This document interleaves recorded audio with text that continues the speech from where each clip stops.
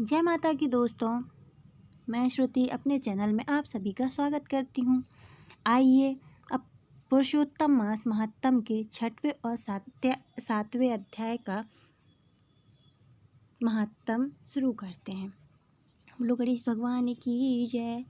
नारद जी बोले, हे पाप रहित विष्णु भगवान ने गौलोक में जाकर क्या किया, सो कृपा करके मुझसे कहिए। श्री नारायण कहने लगे, हे नारद, श्री विष्णु भगवान जब अधिक मास सहित गौलोक में गए तो वहाँ क्या हुआ सो मैं तुमको सुनाता हूँ। गौलोक में मणियों के खम्भों से सुशोभित भगवत धाम, जिसमें मनोहर ज्योति स्थान दावानल के समान विष्णु भगवान ने दूर से ही देखा। उस तेज से नेत्र मुंद गए।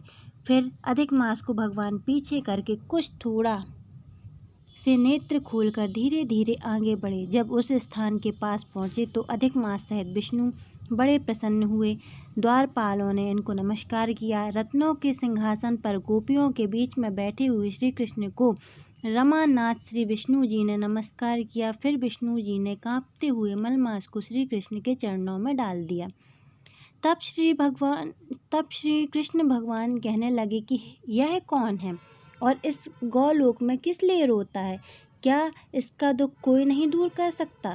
श्री नारायण कहने लगे कि हे नारद, गौलोकनाथ के वचनों को सुनकर नारायण भगवान ने आसन से उठकर आदि से अंत तक मलमास का सब वृतांत सुनाया। इस प्रकार दुख रूपी जला हुआ यह मरने को तैयार हुआ। तब दूसरे दयालु पुरुषों से प्रेरित किया गया यह मेरे पास आ गया। हे ऋषिकेश, मेरी शरण में आकर दुख जाल से घिरा हुआ, बारंबार रोता हुआ और कांपता हुआ यह सब कहने लगा। इसके महादुख को आपके बिना कोई निवारण नहीं कर सकता, इसलिए इस स्वामी रहित को हाथ पकड़कर आपके पास लाया हूँ। इस प्रकार श्री विष्णु भगवान कहकर हाथ जोड़कर श्री कृष्ण भगवान के आगे खड़े हो गए। इतनी कथा सूत जी ने शौनकादिक ऋषियों से कहने लगे। विष्णु और कृष्ण जी का संवाद सब लोगों के लिए उपकार करने वाला है। गौलोकवासी श्री कृष्ण ने क्या कहा और क्या किया उसको विस्तार पूर्वक कहिए। सूत जी कहने लगे, हे ऋषियों, जब विष्णु भगवान मलमास का अपार दुख कहकर चुपचाप आसन पर बैठ गए तो श्री कृष्ण ने विष्णु को जो गुप्त वचन कहे वह मैं तुमसे कहता हूँ। श्री पुरुषोत्तम बोले, हे विष्णु, आपने बहुत अच्छा किया जो मलमास का हाथ पकड़कर यहाँ पर ले आए। इससे लोक में महान कीर्ति पाओगे। जिसको तुमने स्वीकार किया उसको मैंने भी स्वीकार कर लिया। इसको मैं अपने समान ही करूँगा। गुण, कीर्ति, ऐश्वर्य, पराक्रम, भक्तों को वरदान, मेरे समान सभी गुण इसमें होंगे। जैसे मैं लोक में प्रसिद्ध हूँ वैसे ही यह पुरुषोत्तम नाम से विख्यात होगा। जो गुण मुझ में हैं वही मैंने इसको दिए।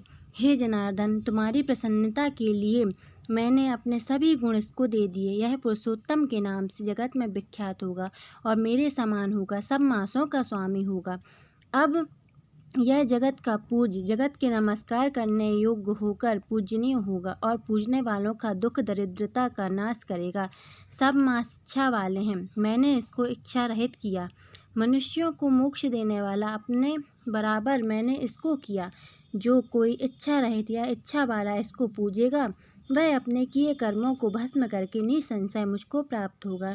हे गरुड़ध्वज, महाभाग्यशाली यति, ब्रह्मचारी, महात्मा, निराहारी भी मेरे परम स्थान को प्राप्त नहीं होते, परंतु पुरुषोत्तम के भक्त मास भर में जन्म मृत्यु से रहित हो बिना परिश्रम के ही हरि के पद को पा सकते हैं।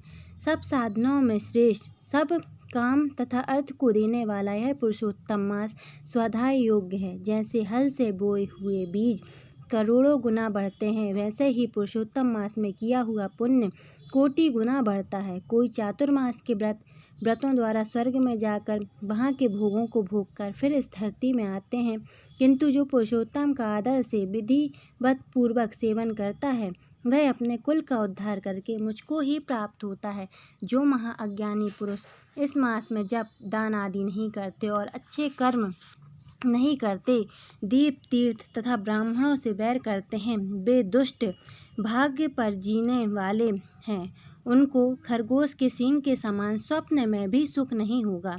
जब मूढ़ मनुष्य मेरे प्रिय मल मास का तिरस्कार करेंगे और जो धर्म का आचरण नहीं करेंगे वे सदैव नरक के गामी होंगे।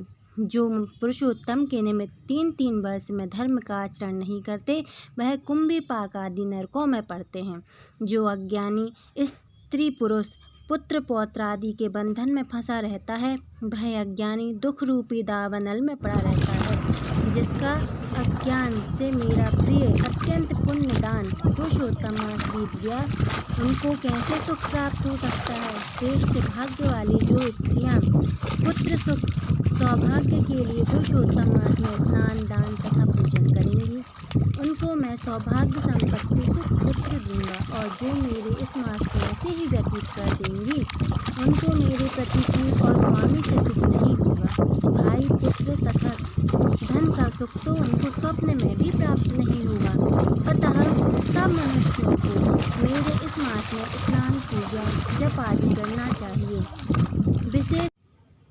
विशेष करके जो अपनी शक्ति के अनुसार दान करना चाहिए। जिसने भक्ति और श्रद्धा से पुरुषोत्तम मास में मेरी पूजा की वह धन्य तथा पुत्र का सुख भोग कर अंत में मेरे गौलोक में वास करेगा। मेरी आज्ञा से सभी मनुष्य मल मास को पूजेंगे। मैंने सब मासों में उत्तम इसको किया है, इसलिए हे रमापते तुम चिंता छोड़कर पुरुषोत्तम मास को लेकर बैकुंठ को जाओ। जय श्री राधे।